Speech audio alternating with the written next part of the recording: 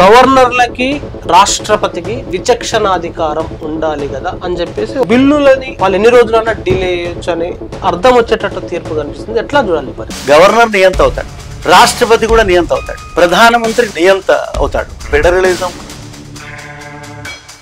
భారతదేశ ప్రజలమైన మేము we the people of India రాజ్యాంగం మొత్తం మార్గదర్శకమే. ఇట్లా చేయాలి ఇట్లా చేయాలి. రాజ్యాంగంలో స్పష్టంగా షెల్ అన్నప్పుడు ఉన్నదో నోరు మూసుకొని అదే చేయాలి. కానీ ఇట్ మే రాజ్యాంగానికి విరుద్ధంగా పనిచేయడం కాదు కదా, ఇట్లా వివక్ష చేయడాన్ని అవకాశం ఇస్తూ ఉంటే రాజ్యాంగానికి వ్యతిరేకం. అది నా బీజేపీ గవర్నమెంట్, నీ నాన్ బీజేపీ గవర్నమెంట్, ఈ రెండు తేడాలు చూస్తున్నారే మీరు. నియంతృత్వం అయిపోతుంది, అక్కడ నియంత అయిపోతాడు సార్. కొత్త పద్ధతి తీసుకొచ్చారు, అందువల్ల మేము గెలుస్తూ వస్తుంటాం. అన్ని మేము గెలుస్తాం, ఇవన్నీ గెలుస్తారు కూడా. వాళ్ళు ఎట్లా గెలుస్తారంటే సుందర్ అన్ఫిల్టర్డ్ కి స్వాగతం. భారతదేశంలో ఒక విచిత్రమైన పరిస్థితి. గత 6 నెలల క్రితమే సుప్రీంకోర్టులో ఒక తీర్పు వచ్చింది. 20 సభ్యులతో కూడిన బెంచ్ ఒక తీర్పు ఇచ్చింది. గవర్నర్లు, రాష్ట్రపతి బిల్లులను ఎక్కువ రోజులు హోల్డ్ చేయకూడదు అని చెప్పేసి ఆ తీర్పు సారాంశం. గవర్నర్ అయితే 1 నెలలో చెప్పాలి, లేదు రాష్ట్రపతి అయితే 3 నెలల్లో తన అభిప్రాయాన్ని చెప్పాలి, తిరిగి పంపించడం గానీ లేదా యాక్సెప్ట్ చేయడం గానీ చేయాలి, పాస్ చేయడం గానీ. మళ్ళీ ఇప్పుడు 5 సభ్యులతో కూడిన ధర్మాసనం దాన్ని తిరగరాస్తూ అసలు గవర్నర్లకి రాష్ట్రపతికి విచక్షణాధికారం ఉంటది, ఆర్టికల్ 200-201 కోట్ చేస్తూ ఒక తీర్పు వచ్చింది.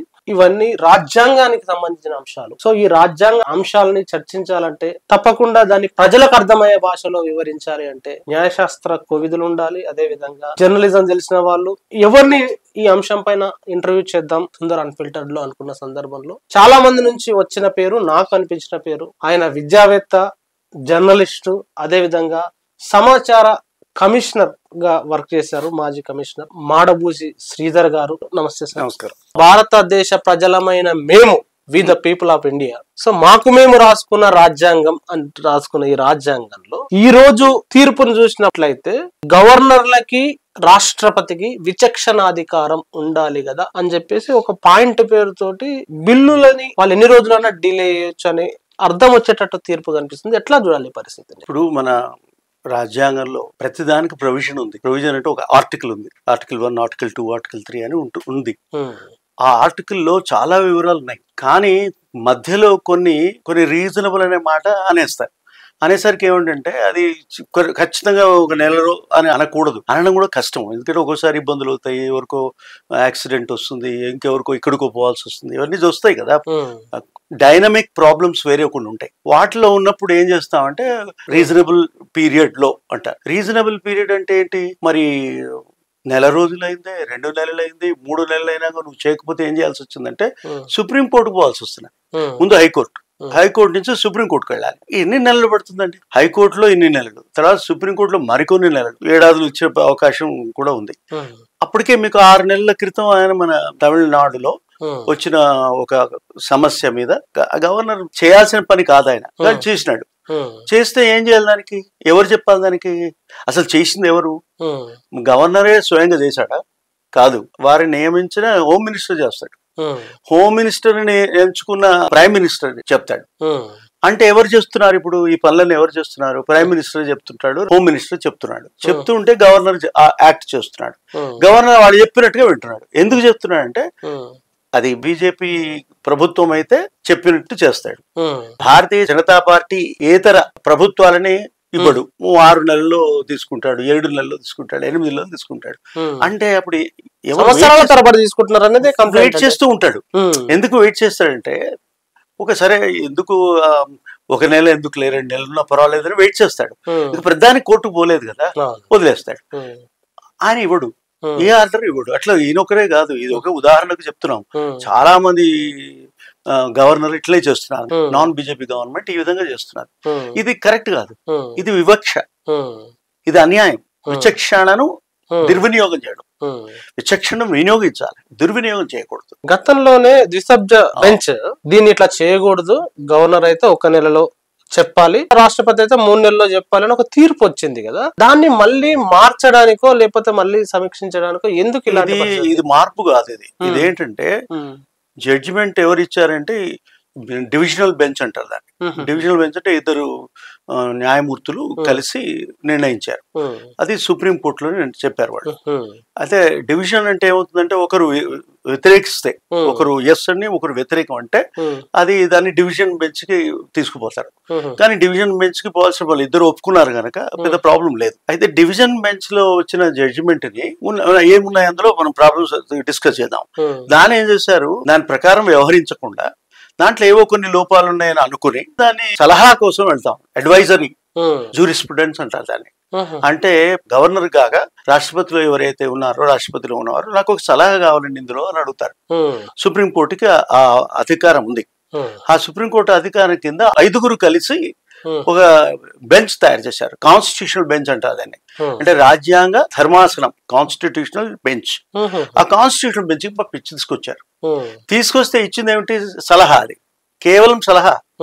సలహా కన్నా గొప్పది ఈ ఇద్దరు జడ్జీల జడ్జిమెంట్. ఇద్దరు జడ్జీల జడ్జిమెంట్ బలంగా ఉంటుంది. ఇది కేవలం సలహా, నాకు వద్దు అనొచ్చు, నేను తప్పకుండా ఫాలో చేస్తాను. బీజేపీ గవర్నమెంట్ ఏం చేస్తుంది, ఇది అంతకుముందు వాళ్ళ అనుకూలమైన ప్రభుత్వం ఉంటే ఎస్ అంటాడు, అవును మేము టైం ఒప్పుకుంటానులేండి అని అంటాడు. లేకపోతే ఒప్పుకోడు. ఎందుకు ఒప్పుకోడు అంటే, మీకు అంతకుముందు జడ్జిమెంట్ లో ఇద్దరు జడ్జీల ధర్మాసనం ఏం చెప్తున్నదంటే, మీకు మేము ఈ ఇన్ఫర్మేషన్ టైం లైన్స్ అంటారు. టైం లైన్స్ అంటే ఒక స్పష్టమైన గడువు ఎంత కావాలి అనేది చట్టంలో లేదు. చట్టం అంటే రాజ్యాంగంలో లేదు. అంటే రాజ్యాంగంలో లేని ఈ గడువు ఈ division bench supreme court yes అన్నది. అయితే నిజంగా ఈ పరిస్థితిలో చూస్తే నేపథ్యం ఏ విధంగా అనుకుంటే అది కరెక్ట్. ఇది గడువు ఇవ్వడం. ఏం గడువు అంటే ఏమి ఇచ్చున్నారండి, మీరు గవర్నర్ అయితే 1 రోజులు అన్నాడు, రాష్ట్రపతి అయితే 3 నెలలు అంటున్నాడు. 3 నెలలు 3 నెలలు అంటుంటే రాష్ట్రపతికి ఒక నిజంగా సున్నతమైన అధికారి ఆయన. అయితే ఒకవేళ రాష్ట్రపతి గనుక మీకు 3 నెలల్లో కూడా ఇవ్వకపోతే, 6 నెలలు కూడా ఇవ్వకపోతే ఏమైపోతుందండి, ఆ చట్టం ఏమైపోతుంది చెప్పండి. యాక్ట్ అంటారు దాన్ని ఇంగ్లీష్ లో. వేస్ట్ అయిపోతుంది కదా, పనికి రాకుండా అయిపోతుంది. ముఖ్యంగా 5 ఏళ్ల టర్మ్ ఉంది. 5వ టర్మ్ లో మొదటి 3 సంవత్సరాల్లో ఇట్లా జరిగింది. ఇదే జరిగింది తమిళనాడులో జరిగింది. 3 సంవత్సరాలు చేసిన తర్వాత ఇప్పుడు ఇంకొక సంవత్సరం అయింది. ఇప్పుడు మళ్ళీ నువ్వేం చేసినావు, సలహా తీసుకున్నారు, సుప్రీంకోర్టు సలహా తీసుకున్నారు. అట్లా మేము గడువులు పెట్టడానికి వీల్లేదండి అన్నారు. కరెక్ట్, ఒక రకంగా కరెక్ట్. కానీ ఈ నేపథ్యంలో ఈ గడువు అనేది అవసరం అవుతుంది కదా. ప్రెసిడెంట్ కి గడువు ఇవ్వడం కరెక్ట్ కాదు అని అనుకుందాం. అనుకుంటే సలహా ఇచ్చారు. వాళ్ళు ఏమన్నారంటే 3 నెలలు ఇస్తే బాగుంటుంది అన్నది. సుప్రీంకోర్టు కూడా చాలా కరెక్ట్ గా మాట్లాడింది. చాలా కరెక్ట్ జడ్జిమెంట్ అది. కానీ దాన్ని ఏం చేశారు, ఇప్పుడు దానికి లేదు అట్లా మీరు ఖచ్చితంగా మీరు అట్లా ఇవ్వడానికి వీల్లేదు అన్నారు. అనడం వల్ల ఈ తీర్పు రాగానే 13 ప్రశ్నలతో కూడిన ఒక లేఖ, 13, 14 సబ్జెక్ట్ టు ది కరెక్షన్ రాష్ట్రపతి నుంచి రాశారు. రాసిన తర్వాత దాని మీద మళ్ళీ గవాయ్ చివరి తీర్పు, సుప్రీంకోర్టులో చీఫ్ జస్టిస్ గవాయ్ గారు, ఆయన చివరి తీర్పులో ఇలాంటిది రావడాన్ని ఎట్లా చూడాలి? చాలా అన్యాయం అనే అనిపిస్తుంది నాకు. దీనికి ఒక రాజ్యాంగ పరమైన నీతి ఒకటి ఉంటుందండి.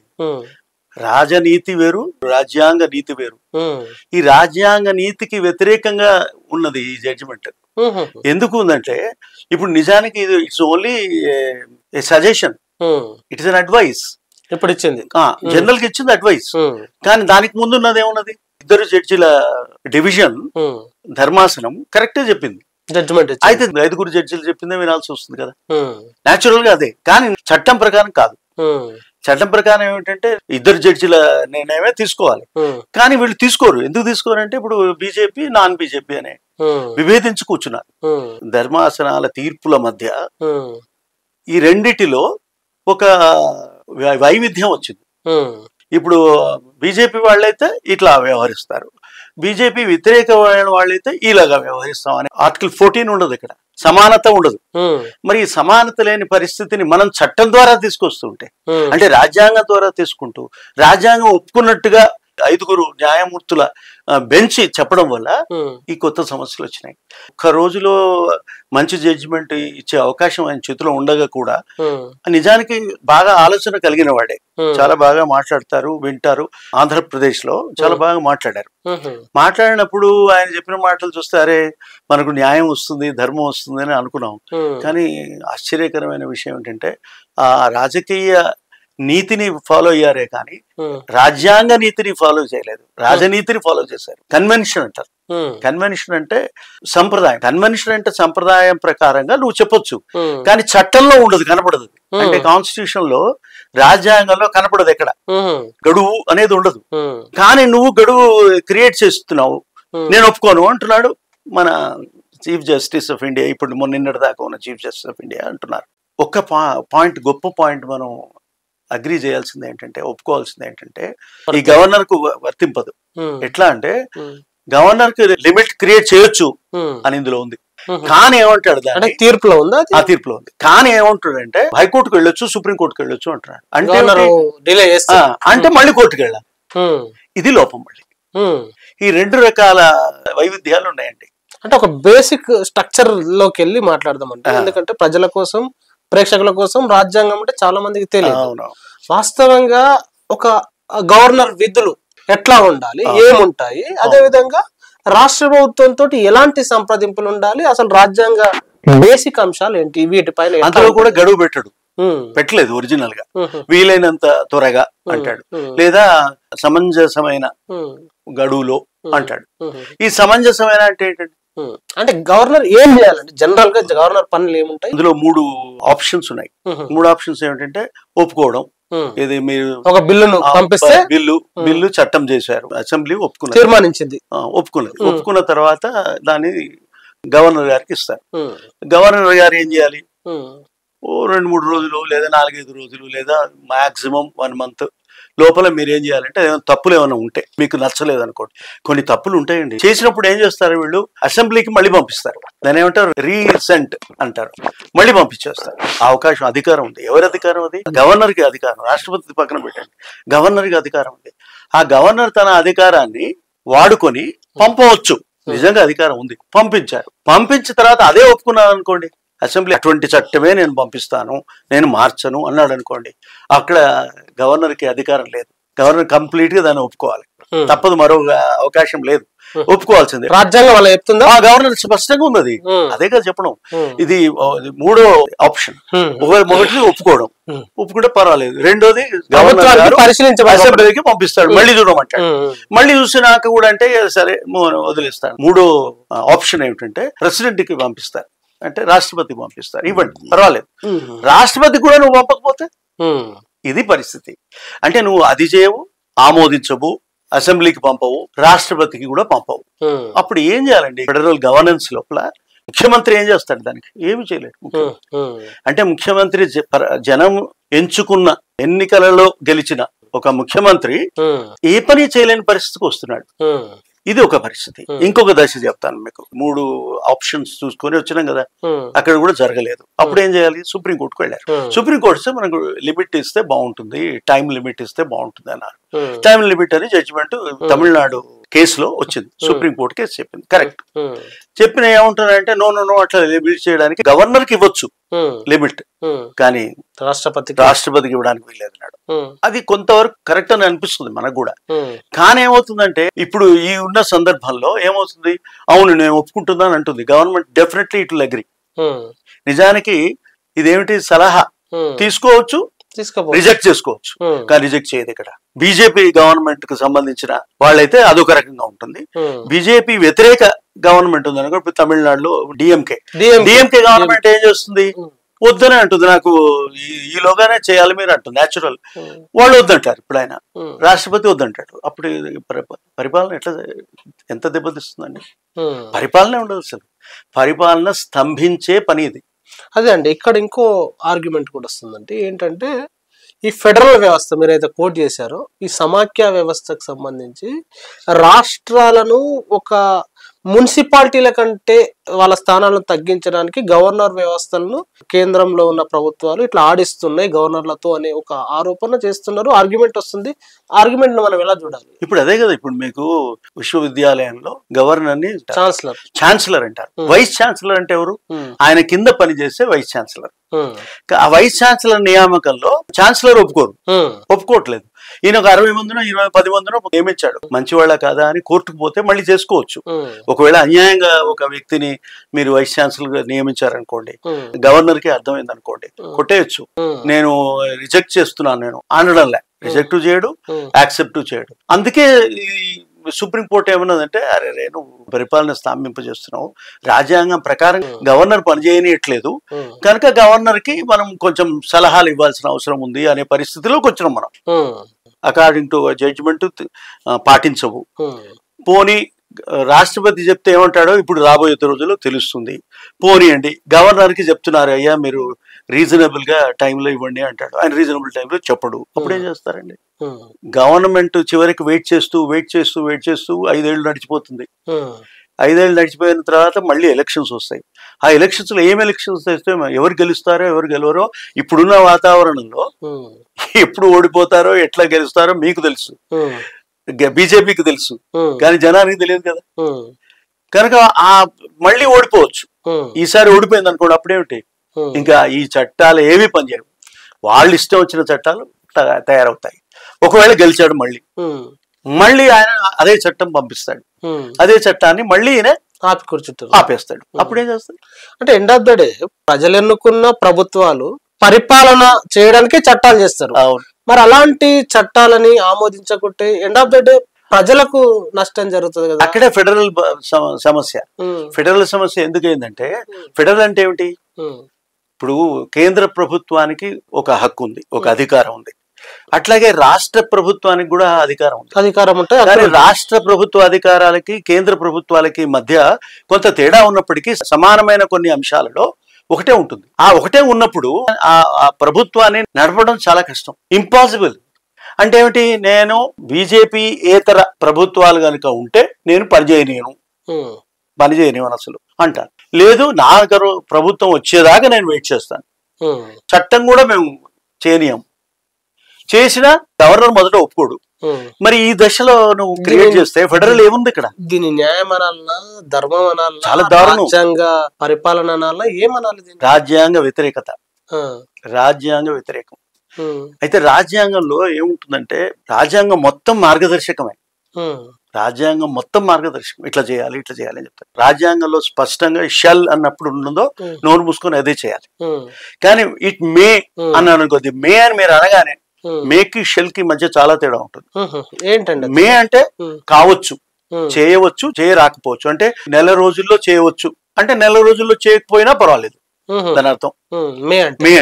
షెల్ అన్నాడు అనుకో, షెల్ అంటే ఇప్పుడు మీరు ఒక చట్టం తీసుకొచ్చారు, బిల్ అయింది, బిల్ యాక్ట్ అయింది, యాక్ట్ అయిన తర్వాత మీరు గవర్నర్ పంపించారు, ఆ గవర్నర్ మళ్ళీ వాపస్ పంపిస్తున్నాడు, ఎక్కడికి? అసెంబ్లీకి పంపిస్తున్నాడు. అసెంబ్లీ ఏం చేస్తుంది? రీకన్సిడరేషన్ చేస్తుంది. రీకన్సిడరేషన్ వచ్చినప్పుడు ఖచ్చితంగా మీరు ఒప్పుకోవాలి దాన్ని. రీకన్సిడరేషన్ లో వచ్చిన తర్వాత ఈ గవర్నరు ఒప్పుకోవట్లేదు. రాజ్యాంగానికి విరుద్ధంగా పనిచేయడం కాదు, ఒప్పుకోలేదని కూడా చెప్పడు. అది చెప్పడు, ఇది చెప్పడు, అంటే పెండింగ్ లో పెట్టేస్తాడు. ఈ పెండింగ్ అనేది రాజ్యాంగమా? రాజ్యాంగంలో ఉంటుందా? ఉండదు. రాజ్యాంగ నీతికి వ్యతిరేకంగా చేస్తున్నాం. అనైతిక నిర్ణయం. వెస్టెడ్ ఇంట్రెస్ట్ అంటే నా స్వార్థ ప్రయోజనాలు. గవర్నర్ కి స్వార్థమైన ప్రయోజనాలు రాకూడదు, ఉండకూడదు. కానీ ఇప్పుడు ఏమవుతుంది? నేను బీజేపీ, నాన్ బీజేపీ అంటాడు. ఇది వివక్ష. ఇట్లా వివక్ష చేయడాన్ని అవకాశం ఇస్తూ ఉంటే రాజ్యాంగానికి వ్యతిరేకం. అది రాజ్యాంగానికి వ్యతిరేకం, రాజ్య నీతికి కూడా వ్యతిరేకం. రాజ్యాంగం రాస్తున్న సందర్భంలో అంటే గవర్నర్ గాని రాష్ట్ర ప్రభుత్వాలు గాని కోఆర్డినేట్ చేసుకుంటూ ప్రజా అభివృద్ధి కోసం అంటావా, పరిపాలన కోసం అంటావా, కోఆర్డినేట్ చేసుకోవాలని ఉంది కదా. సలహా చేయాలి. అంటే దాన్ని ఎప్పుడు చేయడానికి వీల్లేదు. ఒకరికి అనుకూలంగా పని చేసుకుంటూ అందరినీ బతకనివ్వాలి. రాజ్యాంగ ప్రకారము నేను బీజేపీ వ్యతిరేక వాళ్ళను ఆలోచయము, పని చేయనేమో, వీళ్ళు కూడా అనొద్దు, వాళ్ళు కూడా అనొద్దు. వివక్ష వివరించడం కరెక్ట్ కాదు. కానీ ఇప్పుడు 5 జడ్జిల నిర్ణయం ద్వారా ఏమవుతున్నదంటే, ఏమన్నా పోనీ పరిపాలన ఏమన్నా గానీ స్తంభించిన పోనీ మేము వెయిట్ చేసుకుంటూ కూర్చోవలసిందే. మళ్ళీ కొత్త ప్రభుత్వం వచ్చేంత వరకు చట్టం బయటికి రాదు.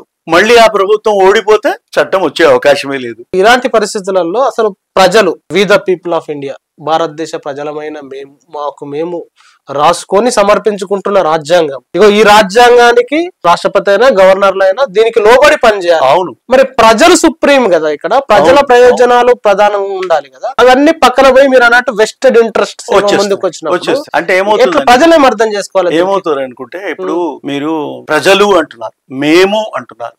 ఎవరి మేము, ఎవరి ప్రజలు, ఎవరి నేను, ఎవరు నువ్వు? మా కాళోజీ ఏమంటున్నాడు, నేను నా అంటున్నాను, ఇంకా మా అనాలి కదా.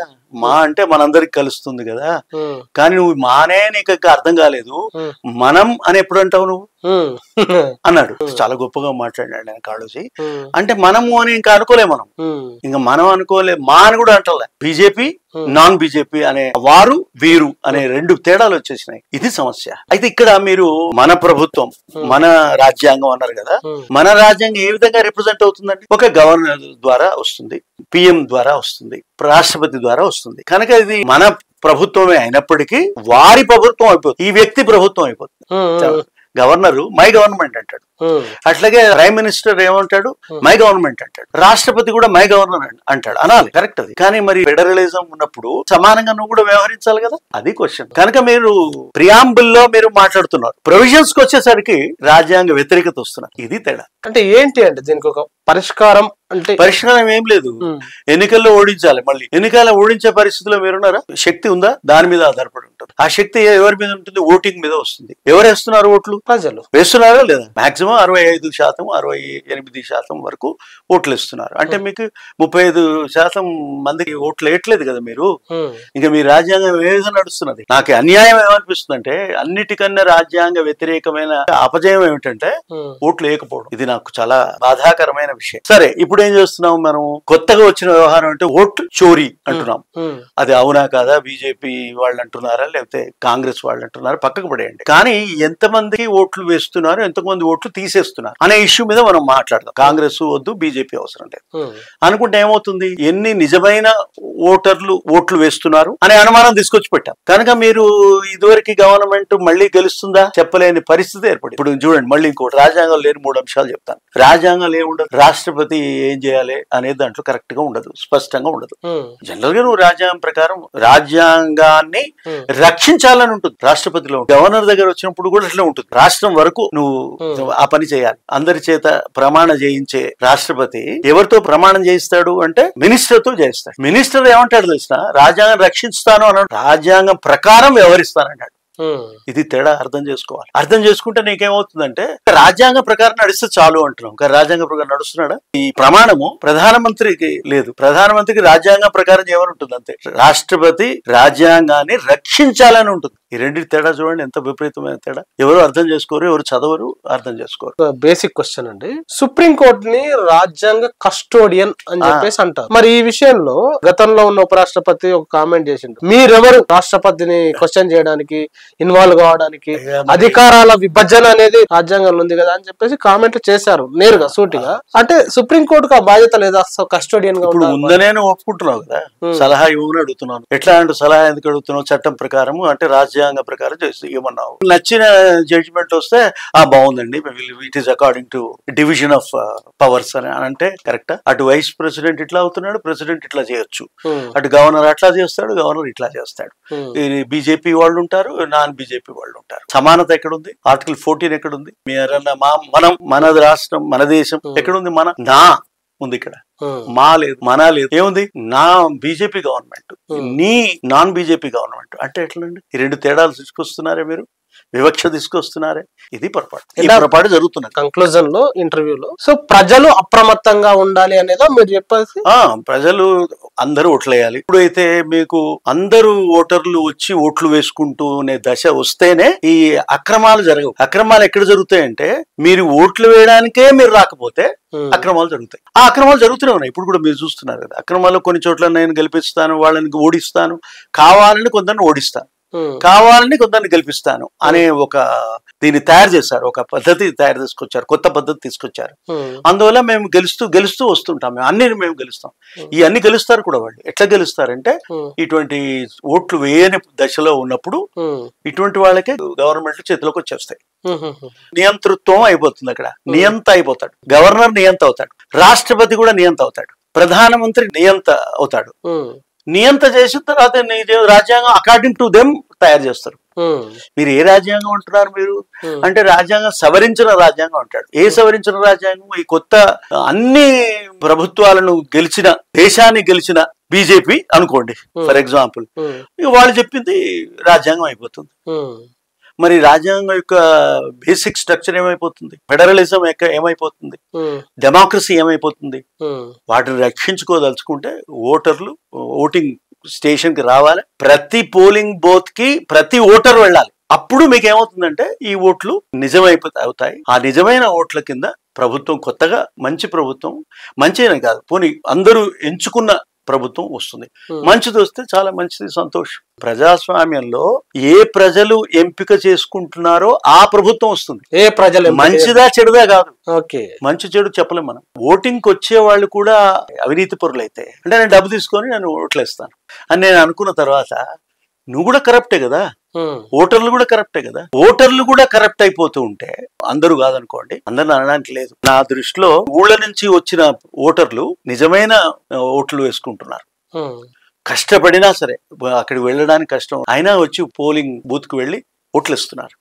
మరి పట్టణాలకు వచ్చిన జనాలు, నగరాలకు వచ్చిన జనాలు, క్రికెట్ కోసం వెళ్ళిపోయే జనాలు, డబ్బు తీసుకొని ఓట్లు వేసే జనాలు, వీళ్ళంతా అవినీతి పరులు కదండి, కరప్షన్ కదా. ఈ కరప్షన్ ని మీరు అపోజ్ చేసే వరకు మీకు సరైన రాజ్యాంగం రాదు. రావణాసులు పరిపాలిస్తూ ఉంటారు, నియంతలు పరిపాలిస్తూ ఉంటారు. మరి ఎవరు కావాలి మనకి? మీరు నిర్ణయించుకోవాలి.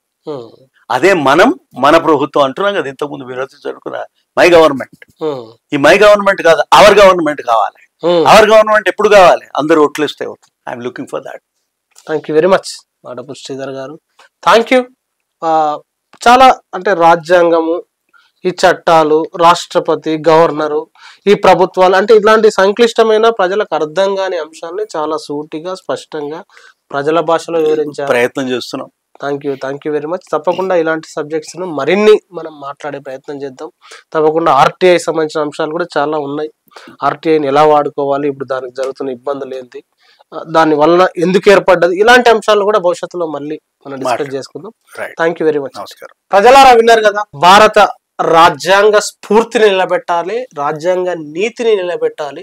నీ ప్రభుత్వం నా ప్రభుత్వం కాదు, మన ప్రభుత్వం కావాలి, ప్రజల ప్రభుత్వం రావాలి. ప్రజలు ప్రతి ఒక్కరు పోలింగ్ బూత్ కు రావాలి, ఓట్లు వేయాలి. అదే విధంగా ఈ గవర్నర్లు గాని, రాష్ట్రపతి గాని, ప్రభుత్వాలు గాని అకార్డింగ్ టు రాజ్యాంగం, కాన్స్టిట్యూషన్ ప్రకారం ఈ సహకార ధోరణిలో పని చేసుకోవాలి, రాజ్యాంగ స్ఫూర్తిని నిలబెట్టాలి అని చెప్పేసి చాలా క్లియర్ గా చాలా అంశాలు చెప్పారు మాడపు శ్రీధర్ గారు. ఇన్ని అంశాల నుంచి చాలా క్రోడీకరించి చాలా సరళంగా, స్పష్టంగా మీకు అందరికి చెప్పారు. మరి ఆయన చెప్పిన అంశాలపైన తప్పకుండా మీ కామెంట్ రాయండి. ఇలాంటి ఇంటర్వ్యూలు, పబ్లిక్ ఉపయోగపడే పాడ్కాస్ట్లు మరిన్ని చేయడానికి మీ సపోర్ట్ ఉంటుందని ఆశిస్తూ థ్యాంక్ యూ వెరీ మచ్.